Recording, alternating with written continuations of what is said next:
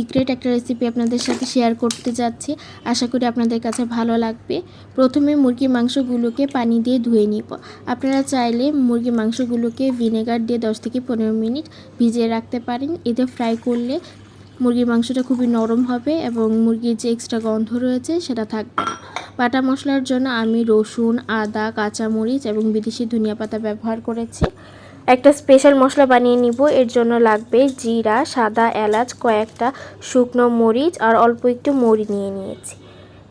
এখন এগুলোকে ব্লেন্ড করে নিব। ব্লেন্ড করার সময় অল্প একটু লবণ ব্যবহার করতে পারেন। মাংসগুলোকে বাটা মশলা দিয়ে মেখে নিব। কিছুটা পানি দিয়ে মুরগির মাংস সেদ্ধ করে নিব। যারা নতুন রান্না শিখছেন তাদের জন্য এই রেসিপিটি খুবই সহজ হবে।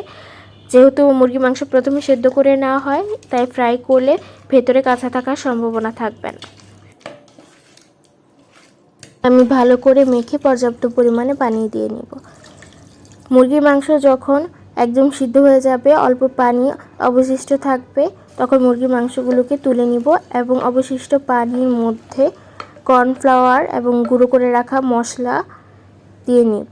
আমি একটা ডিম ব্যবহার করেছি। আপনারা ডিম আর কর্নফ্লাওয়ার ব্যবহার করার চেষ্টা করবেন। এই পর্যায়ে এসে লবণ ব্যবহারের প্রয়োজন হলে লবণ দিয়ে নিতে পারেন।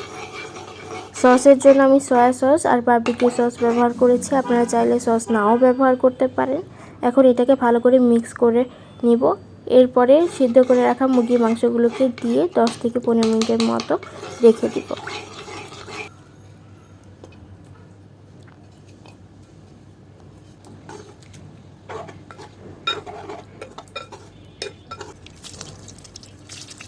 গরম তেলে মুরগির মাংসগুলোকে ভেজে নিব। যেহেতু প্রথমেই মুরগির মাংসটাকে সিদ্ধ করে নিয়েছি, তাই খুব বেশি সময় লাগবে না।